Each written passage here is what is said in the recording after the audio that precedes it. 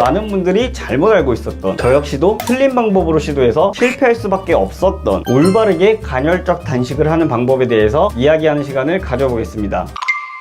간헐적 단식, 여기서 우리가 주목하는 부분은 단식입니다. 즉 우리는 간헐적 단식을 할 때 정해진 식사 시간을 외에 굶으면 무조건 살이 빠진다, 이렇게 생각을 하게 되는데요. 틀린 말은 아니죠. 원래 살을 뺄 땐 굶는 게 가장 빠르니까요. 그렇기 때문에 우리는 큰 착각에 빠지기 쉽습니다. 어떤 음식을 먹어도 괜찮다고요. 하지만 이건 틀렸습니다. 간헐적 단식은 단식을 하는 시간, 굶는 시간에 초점을 맞추는 게 아니라 식사 시간에 어떤 음식을 먹었는가, 이 부분이 훨씬 더 중요하거든요. 그리고 우리는 모두 이미 간헐적 단식의 패턴을 유지하고 있습니다. 간헐적 단식의 대표적인 방식은 크게 세 가지로 나눠볼 수 있을 것 같아요. 첫 번째로는 12대12 단식, 12시간 단식을 하는 게 있고요. 두 번째, 16대8 단식, 16시간을 단식하는 게 있고, 세 번째로는 24시간 단식을 하는 게 있습니다. 우선 첫 번째로 12대12 단식에 대해서 알려드릴게요. 이 방법은 정말 쉽습니다. 다이어트 해야겠다 생각했을 때 바로 하는 행동과 똑같거든요. 그냥 야식만 끊으면 됩니다. 우리가 아침 8시에 식사를 했다고 생각해 봅시다. 그리고 12시에 점심을 먹고요. 세 번째 끼니는 저녁 8시 이전까지만 식사를 마치기만 하면 그 외의 시간은 12시간 단식이 자동으로 되는 거예요. 그럼 여기서 질문을 가지시는 분들이 계실 거예요. 야식을 끊고 하루에 3끼만 먹었는데 왜 살이 빠지지 않지? 이런 분들의 패턴을 보면 야식을 먹지 않기 때문에 저녁을 든든하게 먹어둬야 된다고 생각합니다. 12시간이라는 숫자가 굉장히 크게 느껴지기 때문에 자연스럽게 살이 빠질 거야, 이렇게 믿고 평소보다 더 많이 드시는 분들이 계십니다. 그리고 활동량은 거기에 미치지 못하기 때문에 더 이상 살이 빠지지 않는 거예요. 그럼 두 번째, 16대8 단식에 대해서 알아보겠습니다. 혹시 16시간 단식이라고 하니까 살짝 두려우신 분 계신가요? 혹은 계산하기가 복잡해서 머리가 아프신 분 계신가요? 하지만 이것도 어렵지 않습니다. 아마 대부분의 직장인분들은 이미 이 패턴으로 생활을 하고 계실 거예요. 16대8 단식은 단순하게 생각하면 2끼만 드시면 됩니다. 그리고 대부분의 직장인들은 피곤에 쩔어서 아침을 드시지 않고 출근하시는 분들이 굉장히 많습니다. 그렇기 때문에 점심을 12시에 먹었다고 치면 마지막 식사는 저녁 8시 이전까지만 마무리 해주시면 그 외의 시간은 16시간 단식이 자연스럽게 이루어지기 때문에 16대8 단식을 완성할 수 있습니다. 숫자가 많이 들어가서 이것저것 복잡할 줄 알았는데 간헐적 단식 생각보다 정말 간단하지 않나요? 그런데 간혹 이런 분들이 계십니다. 배가 너무 고파서 잠이 안 와. 그냥 조금만, 이 정도만 먹는 거는 괜찮지 않을까? 이렇게 질문하시는 분들이 계신데, 그렇게 된다면 어쨌든 음식을 섭취하게 되고 혈당이 올라가기 때문에 16대8 단식은 실패한 거라고 보시면 됩니다. 그러니까 나는 빡세게 다이어트를 해서 빨리 살을 뺄 거야, 이렇게 접근을 하시기보다는 12대12 단식으로 먼저 시작을 하시고 적응이 되신 후에 차차 16대8 단식으로 넘어가시는 게 더 좋습니다. 자, 마지막으로는 24시 단식입니다. 여기에는 함정이 꽤 많습니다. 첫 번째 함정은 하루 종일 아무것도 먹지 않고 살 수 있을까? 이렇게 생각하시는 분들이 계신데요. 사실 24시간 단식은 하루 종일 굶는 게 아닙니다. 오전 8시에 식사를 했다면 다음날 오전 8시에 똑같이 식사를 해주시면 24시간 단식이 완성이 되는 거예요. 어디서 많이 들어본 말 같지 않나요? 그렇죠. 우리가 흔히 알고 있는 1일 1식의 다이어트 방법입니다. 그리고 바로 여기서 두 번째 함정이 숨어 있습니다. 1일 1식의 개념이 우리나라에 정착을 할 때 꽤 자극적인 방법으로 소개됐습니다. 내가 먹고 싶은 음식을 자유롭게 먹어도 살을 뺄 수가 있다. 그리고 저 역시도 이걸 보고 다이어트가 가능하다고 믿었고 보기 좋게 실패했습니다. 운동량도 꽤 많았는데도 불구하고요. 당시에 저는 오전에 10km 러닝을 뛰었고요. 저녁에는 웨이트 트레이닝을 하러 갔습니다. 하지만 전 단 1kg도 빠지지 않았습니다. 오히려 인바디 수치에서는 근육량은 내려가고 체지방량은 올라가는 이런 기이한 현상까지 발생을 했는데요. 과연 저는 왜 실패했을까요? 제가 앞에서 말씀드렸죠. 간헐적 단식이라는 것은 단식에 초점을 맞추는 게 아니라 식사가 가능한 시간에 어떤 음식을 어떻게 먹었느냐가 굉장히 중요한데요. 저는 매체에서 보여지는 그 단편적인 이미지만 보고 추가적인 자료 조사를 하지 않고 평소에 제가 먹고 싶었던 삼겹살, 족발, 치킨, 떡볶이, 거기에 술까지 먹었습니다. 그리고 전 운동도 많았기에 당연히 살이 빠질 거라고 생각을 했으니까요. 그런데 그 단식을 철저하게 잘 지킬수록 보상 심리가 꽤나 커집니다. 처음에 치킨을 먹을 땐 반마리밖에 못 먹었다면 어느 순간 남기는 양이 점점 줄어들고 한 마리가 부족해지고, 그리고 분명 1일 1식을 하면 살이 빠져야 되는데 왜 나는 살이 빠지지 않지라는 생각이 들 때쯤에는 치킨 한 마리도 부족해서 2마리를 먹어야 될 정도로 많이 먹게 됐습니다. 보상 심리가 이렇게 무서운 겁니다. 그럼 간헐적 단식은 어떻게 하는 게 올바르게 잘하는 것일까요? 우선 앞에서 말씀드렸다시피 간헐적 단식은 공복에 초점을 맞추는 게 아니라 식사 시간에 어떤 음식을 먹었느냐가 더 중요한 거예요. 하지만 말로만 이렇게 들으면 우리가 굉장히 어렵지 않나요? 그래서 전 이걸 가장 단순하게 전달할 수 있는 방법을 생각해보다가 이 단어가 생각이 났습니다. 바로 원시인처럼 먹기예요. 쉽게 말해서 가공식품을 최소화하는 거예요. 지금 우리가 흔히 먹는 음식은 인간이 먹기 쉽게 맛있게 먹기 위해 개량된 상품입니다. 과일의 초기 형태를 보시면은 와, 이게 사람이 먹을 수 있는 음식인가? 이런 생각하시는 분들 굉장히 많을 거예요. 저 역시도 그랬고요. 즉 인류의 최초 원시인의 식사에는 빵, 라면, 쌀 이런 정제 탄수화물도 없었고요. 음식을 좀 더 맛있게 먹을 수 있는 설탕 이런 조미료도 없었습니다. 그래서 우리는 최대한 원시인과 가깝게 식사를 하면 돼요. 무조건 쌀밥을 끊어라, 탄수화물이 나쁜 거다 이런 개념이 아니라 내가 원시인이었으면 지금 이만큼의 쌀밥을 내가 먹을 수 있나? 원시인들이 설탕이 이만큼 들어간 음식을 먹을 수가 있었나? 이렇게 생각하니 갑자기 이해가 정말 쉬워지지 않나요? 그래서 우리가 간헐적 단식을 할 때에는 최대한 가공이 덜 된 음식들을 먹는다고 생각을 하시면 굉장히 편합니다. 그리고 갑자기 뜬금없이 허기감이 드는 경우도 굉장히 많은데요. 이럴 때는 수많은 전문가들도 항상 말을 하죠. 물을 많이 마시세요. 이 말은 단순하게 물배를 채워서 허기감을 줄이라는 말이 아닙니다. 우리가 체내에 수분이 부족하게 되면 뇌에서는 계속 명령을 해줘요. 수분을 섭취하라고. 하지만 이때 뇌는 수분이 부족한 것을 배가 고프다 이렇게 착각을 하게 되는 경우가 있는데요. 사실 뇌 입장은 굉장히 합리적이고 올바른 판단이 맞긴 합니다. 우리가 먹는 음식에는 모두 소량의 수분이 포함되어 있거든요. 즉 뇌의 입장에선 단순히 수분 섭취만 하는 것이 아니라 음식을 먹어서 에너지 저장량도 늘리고 수분도 어느 정도 섭취하면 개이득이니까요. 그렇기 때문에 우리는 뇌가 착각하기 전에 미리미리 수분을 잘 채워주는 게 굉장히 중요합니다. 한 번에 많이 마시는 게 아니라 조금씩 자주요. 근데 그렇게 되면 화장실 자주 가서 너무 귀찮은데요? 괜찮아요. 그것도 에너지 소모가 되기 때문에 우리는 이득만 볼 수 있는 거예요. 그리고 아메리카노 같은 경우에는 허용하는 분들이 굉장히 많습니다. 저 역시도 피곤할 때 아메리카노를 먹고요. 하지만 아메리카노 500ml를 먹었다면 1리터 정도는 수분을 보충해줘야 됩니다. 거의 한 2배 정도는 보충을 해준다고 생각을 하시면 돼요. 왜냐면 우리 몸은 물을 제외한 다른 음료가 들어왔을 땐 이걸 희석하기 위해 체내에 수분을 끌어다 씁니다. 실제로 몸 안에서는 탈수가 진행되고 있는 거예요. 그렇기 때문에 항상 체내 수분을 잘 유지해 주셔야 됩니다.